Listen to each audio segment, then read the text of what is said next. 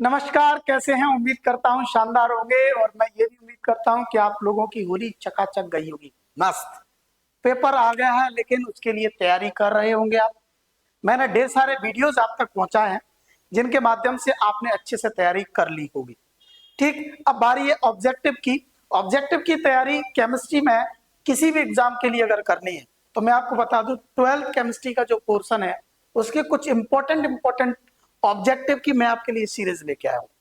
Series तो क्या कहूं, एक ही वीडियो के अंदर सारी यूनिटों का मैंने इंपॉर्टेंट ऑब्जेक्टिव निकाल के रखा है जो हर एग्जाम में आते हैं और 12th में तो आते ही आते हैं। डन मान लो, मैं जैसे आपको बताने वाला हूं वैसे आप पढ़ाई कीजिए, इस वीडियो को देख लीजिए।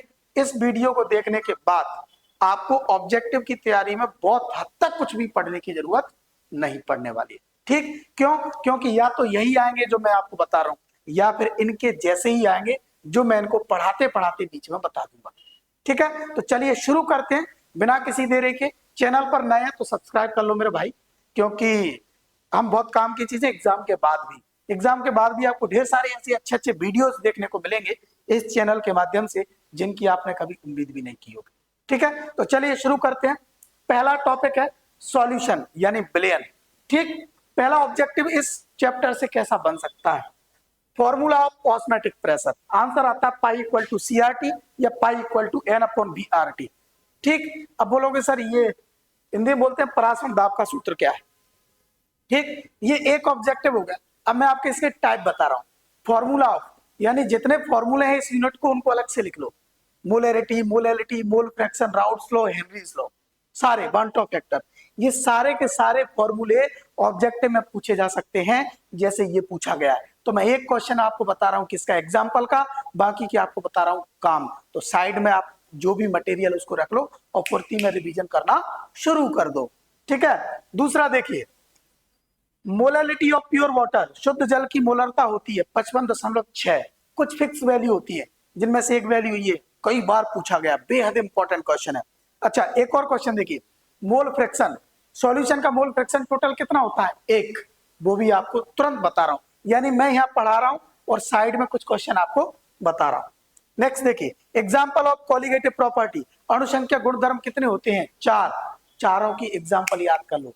उनमें से एक अगर वन वर्ड में पूछा जाए तो ऐसा लिख दो, और अगर कभी कभी उल्टा पूछता है कि नीचे में जो दिए हैं चार, इनमें से कौन सा कॉलिगेटिव प्रॉपर्टी नहीं है, तो आपको चारों एग्जाम्पल याद होंगे, तब आप एक को टिक कर पाओगे जो नहीं है। ठीक है बाबा, एलिवेशन एंड बॉइलिंग पॉइंट दिया हुआ है यहां। नेक्स्ट देखिए, unit of molar freezing depression constant यानी केएफ। ठीक, केएफ की इकाई, केएफ के साथ के भी होता है। मैंने कहा ना मैं एक ऑब्जेक्टिव पढ़ा रहा हूं, दूसरा साइड में बता रहा हूं। केएफ की वैल्यू, केएफ की यूनिट क्या होती है? Kelvin KG mol inverse. ठीक, केबी की क्या होगी? यही। ठीक है, नेक्स्ट केजी, केएफ और केजी, सॉरी। नेक्स्ट हो गया molality. Molality is not affected by, molality के फॉर्मूले में क्या होता है? मास आता है, W B upon M B one upon W A. नीचे क्या आता है? Mass of solvent. जब कहीं द्रव्यमान की बात आती है, यानी मोलैलिटी किस पर डिपेंड करती है? द्रव्यमान पर डिपेंड करती है। तो जो चीज द्रव्यमान पर डिपेंड करती है उस पर ताप का प्रभाव नहीं पड़ता, नॉट अफेक्टेड बाई टेम्परेचर। अब ये क्वेश्चन उल्टा पूछा जाता है। कैसे पूछा जाता है कि मोलरता और मोलरता दोनों में अंतर है। मोलैलिटी क्या होती है? वेट। और मोलैलिटी क्या होती है? वॉल्यूम। तो जो आयतन पर डिपेंड करती है मोलरता, उस पर ताप का प्रभाव पड़ता है, और जो आयतन पर नहीं, मास पर डिपेंड करती है, उस पर ताप का प्रभाव नहीं पड़ता। तो देखो मैंने एक क्वेश्चन पढ़ा है, एक के साथ एक चल रहा है। क्लियर हो गया? तो इस तरीके के कुछ इंपॉर्टेंट क्वेश्चन है जो इस यूनिट से आ सकते हैं। बाकी का और बोले सर ये तो जरा से में निपटा दिया आपने। हाँ, अब मैं आपको और बता रहा हूँ इस यूनिट से क्या पढ़ना है। Example of ideal solution, example of non ideal solution, example of positive deviation, example of negative deviation, इन सब चीजों के क्या पढ़ लेना बेटा? एग्जाम्पल पढ़ लेना है। ठीक है, और क्या पढ़ना है? यूनिट मैंने कहा ना, यूनिट आपको एक की नहीं पढ़नी, unit of molarity, unit of molality, सबकी, unit of mole fraction, unit of PPM, समझ गए ना? इन सब की यूनिट पढ़नी है। अच्छा, इनमें से कुछ चीजों की यूनिट होती भी नहीं है, जैसे मोल फ्रैक्शन की कोई यूनिट नहीं होती, समझ गए ना? तो इस तरीके से आपका ये पहला यूनिट अच्छा तैयार हो जाएगा। चलिए नेक्स्ट दूसरी यूनिट पर आते हैं। अगर मेरा पढ़ाने का तरीका और मेरे नोट्स बनाने का तरीका आपको मजेदार लग रहा है, आपको लग रहा है कि मैं आपके लिए मेहनत कर रहा हूं, तो नीचे कमेंट में अच्छे अच्छे कमेंट कर।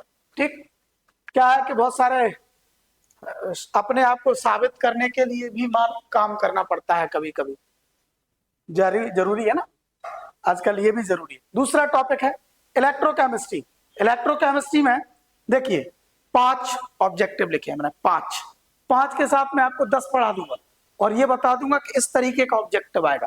पहला objective, unit of specific conductance, यानी विशिष्ट चालकता की इकाई क्या है, ohm inverse centimetre inverse.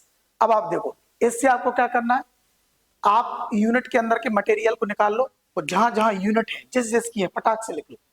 Cell constant की, स्पेसिफिक कंडक्टेंस की, कंडक्टेंस की, समझ गए ना, रेजिस्टेंस की, स्पेसिफिक रेजिस्टेंस की, मोलर कंडक्टेंस की, इक्विवेलेंट कंडक्टेंस की, इतनी सारी यूनिट है, फटाफट फटाफट लिख लो। क्लियर। दूसरा क्वेश्चन क्या, फॉर्मूला ऑफ रस्ट, जंग का रासायनिक सूत्र क्या है। जंग का रासायनिक सूत्र एक ही है सर, सामने वाला एक गाली दे आप 2 दे दो। अरे भाई लड़ाई की बात नहीं कर रहा हूं। जंग, लोहे में जंग लगती है, Fe2O3.XH2O। क्लियर, ये इसका सूत्र है। नेक्स्ट, अब अगला है वैल्यू ऑफ 1 फेराडे। कुछ वैल्यू फिक्स है, 1 फेराडे की वैल्यू होती है 96,500 कूलम, 96500 कूलम। क्लियर। अगला क्वेश्चन है EMF ऑफ SHE। SHE यानी स्टैंडर्ड हाइड्रोजन इलेक्ट्रोड का EMF कितना होता है, आंसर आता है 0 वोल्ट। अब ऐसे ही आपने इसका याद कर लिया, इसके साथ आपको ईंधन सेल का करना है, शुष्क सेल का करना है, समझ गए ना। तो जितने सेल हैं उन सबका EMF आप याद कर लीजिए। ठीक है, क्विक फुर्ती में कर लो ये सारे काम। नेक्स्ट है reciprocal of resistance is called. Reciprocal यानी प्रतिरोध के व्युत्क्रम को कहते हैं। तो प्रतिरोध का व्युत्क्रम कहलाता है आपका क्या, कंडक्टेंस। क्या कहलाता है, कंडक्टेंस कहलाता है। व्युत्क्रम प्रतिरोध का व्युत्क्रम कहलाता है आपका क्या, कंडक्टेंस यानी चालकता। अब ऐसे ही कितने बन सकते हैं, स्पेसिफिक प्रतिरोध, विशिष्ट चालकता। ठीक है, तो हर एक डेफिनेशन को पूछा जा सकता है। एक लाइन डेफिनेशन दे दी उसे क्या कहते हैं, तो हर चीज की छोटी छोटी डेफिनेशन आप क्या कर लो, याद कर लो मेरे भाई। ठीक है, तो इस यूनिट से मेन इंपॉर्टेंट क्या है बाबा, सेल के वोल्टेज, यूनिट्स, फॉर्मूला और डेफिनेशंस। क्लियर। चलिए नेक्स्ट देखो केमिकल काइनेटिक्स। केमिकल काइनेटिक्स में बाबा मैंने वापस से आपको कितने लिखे हैं, 5, केवल 5 ऑब्जेक्टिव लिखे हैं। इन 5 ऑब्जेक्टिव से आपको बता देंगे कि इस यूनिट से किस तरीके के ऑब्जेक्टिव आते हैं। देखिए unit of rate of reaction, rate of reaction की यूनिट होती है mole litre inverse second inverse. अब बोलोगे सर इसमें एक ही यूनिट होती है, नहीं, इसमें रेट कांस्टेंट की यूनिट भी होती है बाबा, और रेट कांस्टेंट की unit with respect to order of reaction change होती है। ठीक, तो रेट कांस्टेंट यानी दर स्थिरांक की यूनिट भी आपको क्या करनी पड़ेगी, याद करनी पड़ेगी। ठीक, तो एक के साथ 2-3 काम दे रहे हैं आप। नेक्स्ट है formula of Arrhenius equation. Arrhenius समीकरण क्या है, K इक्वल टू AE⁻⁻⁸ जितने भी फॉर्मूले हैं इस यूनिट में आपको क्या करने हैं बेटा, याद कर लेने हैं। ठीक है, next order of reaction for rate constant. इस तरीके की एक रिएक्शन दी होगी जिसमें रिएक्टेंट के ऊपर क्या दिया होगा बेटा, कुछ उसकी नंबर दिए होंगे 1/2, 3/2, 1, 2, 3। कैसे निकालते हैं ऑर्डर निकालने के लिए जो रेट इक्वेशन होती है उसमें रिएक्टेंट के ऊपर जो पावर होती है उनको जोड़ देते हैं। तो 1/2 प्लस 3/2 दोनों को जोड़ेंगे तो आंसर आएगा 5/2 और 5/2 मतलब 2.5। ठीक, तो इस तरीके का क्वेश्चन आएगा तो आप कर पाएंगे। ठीक, अगला आता है half life period of first order reaction. पहली ऑर्डर रिएक्शन के लिए अर्धायु काल का समीकरण याद कर लो। कभी कभी ऑब्जेक्टिव कैसे आता है, इस के की वैल्यू दे देता है और इतनी आसान सी देता है कि ऊपर वाला सीधा सीधा कट जाएगा अच्छे से। फिर पूछेगा हाफ लाइफ कितना होता है, तो रख के सीधे सीधे काट दो। क्लियर। अगला क्वेश्चन है rate of reaction on increasing temperature, यानी जब ताप बढ़ाते हैं तो रेट ऑफ रिएक्शन का क्या होता है, आंसर बढ़ती है। अब ये मैंने ताप के साथ तो बता दी, अब टेम्परेचर के अलावा सर कुछ और नहीं आता, आता है कैटलिस्ट के साथ आता है। ठीक, कंसंट्रेशन के साथ आता, तो इनके प्रभाव आपको पढ़ लेने हैं इस यूनिट से। ठीक, चलिए, मुझे लग रहा है कि आपको चकाचक समझ में आ रहा होगा और बेहद इंपॉर्टेंट ऑब्जेक्टिव आपके सामने चल रहे हैं, इसीलिए बिल्कुल भी स्किप करने की जरूरत नहीं है और ना ही जल्दबाजी करने की जरूरत है। नेक्स्ट यूनिट है अपनी D and F block elements. फटाफट फटाफट चल रहा है तो फटाफट फटाफट निपटा लो। पहला क्वेश्चन, इस यूनिट से कैसे क्वेश्चन बन सकते हैं, तो देखिए, पहला है इलेक्ट्रॉनिक कॉन्फ़िगरेशन ऑफ सीआर, यानी किसी भी एक एलिमेंट का इलेक्ट्रॉनिक कॉन्फ़िगरेशन पूछ सकता है।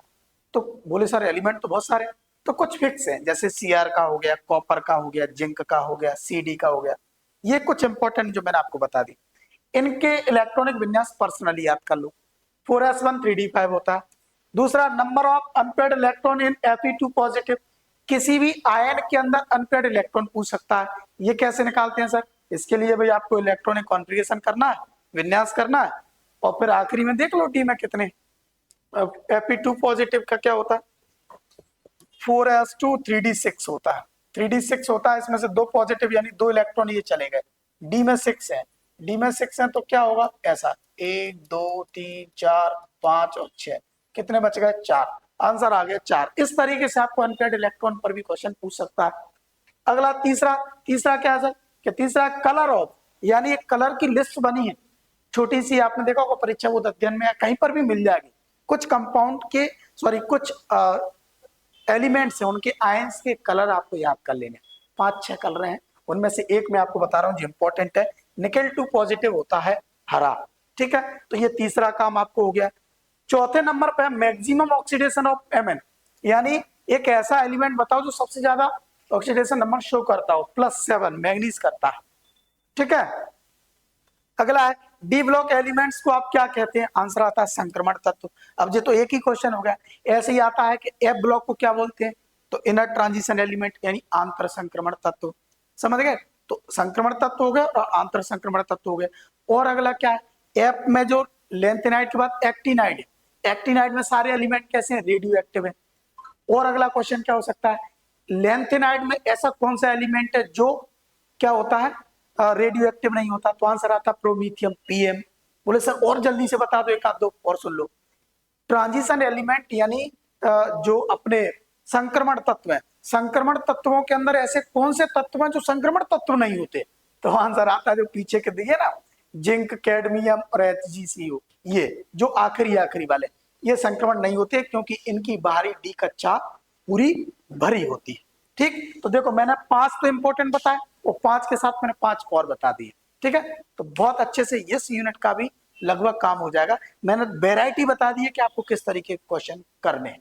ठीक, इलेक्ट्रॉनिक कॉन्फ़िगरेशन जरूर पढ़ लेना भाई, डी ब्लॉक का अलग से पढ़ लेना, एफ ब्लॉक का अलग से पढ़ लेना।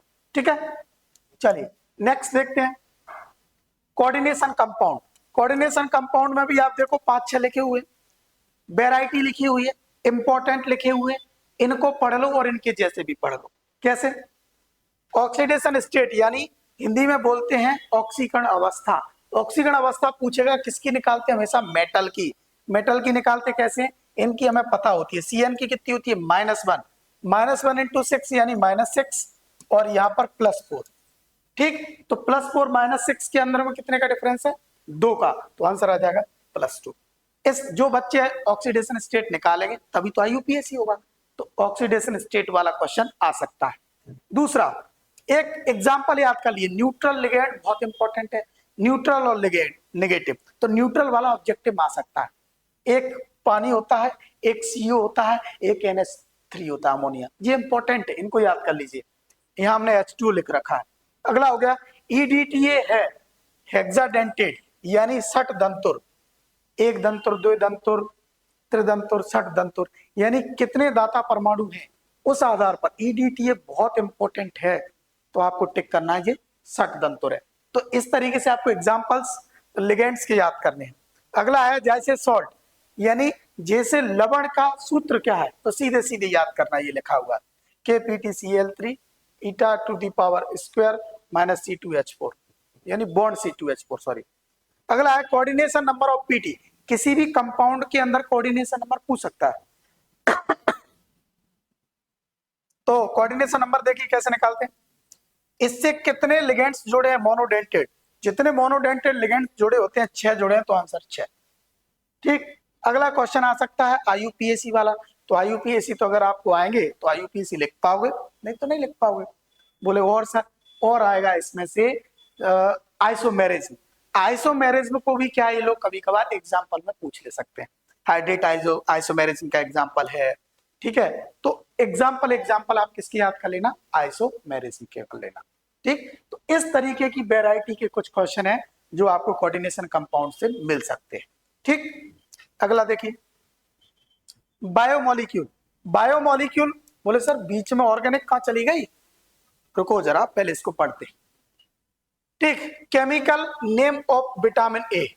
विटामिन 6-7 हैं, उन सब के केमिकल नेम पढ़ लेना। मेरा एक वीडियो डला है विटामिन वाला, नीचे आओगे देखोगे तो मिलेगा, बहुत शानदार तरीके से समझाया हुआ है।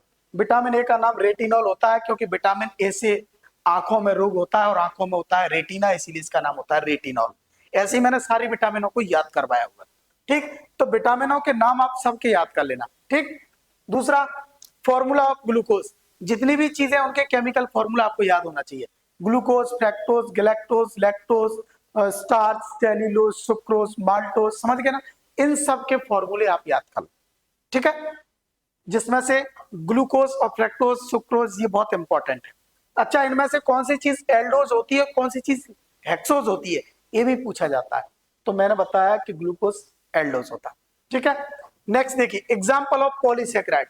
फिर एग्जाम्पल याद कर लीजिए कि मोनोसेकेराइड कौन सा है, डाइसेकेराइड कौन सा है, ट्राई कौन सा है, टेट्रा कौन सा, पॉली कौन सा है। पॉलीसेकेराइड जैसे मैंने लिख रखा है कौन सा होता है, स्टार्च होता है। ठीक, फिर चौथा टाइप का होगा कि चौथा कैसा आएगा, प्रोटीन के कार्य। देखिए प्रोटीन को विटामिन की तरह ही डिवाइड कर दो कि कौन सी प्रोटीन कहाँ होती है।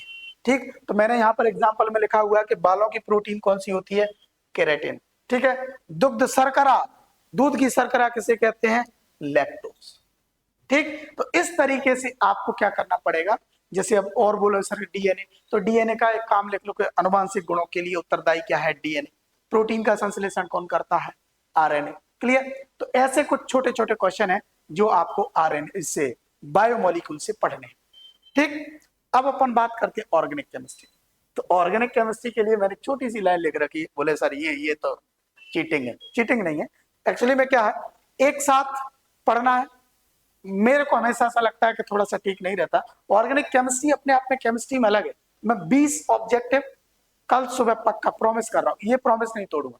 ये 20 ऑब्जेक्टिव, 5-5 ऑब्जेक्टिव या हो सकता है 7-7, 8-8 ऑब्जेक्टिव 4 यूनिट के, तो 20 नहीं तो 25-30 इंपॉर्टेंट ऑब्जेक्टिव जिनसे आने की पूरी संभावना रहेगी, ऐसा वीडियो मैं आपको कल डालने वाला हूँ सुबह।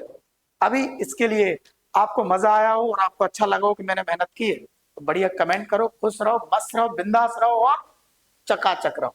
Thank you.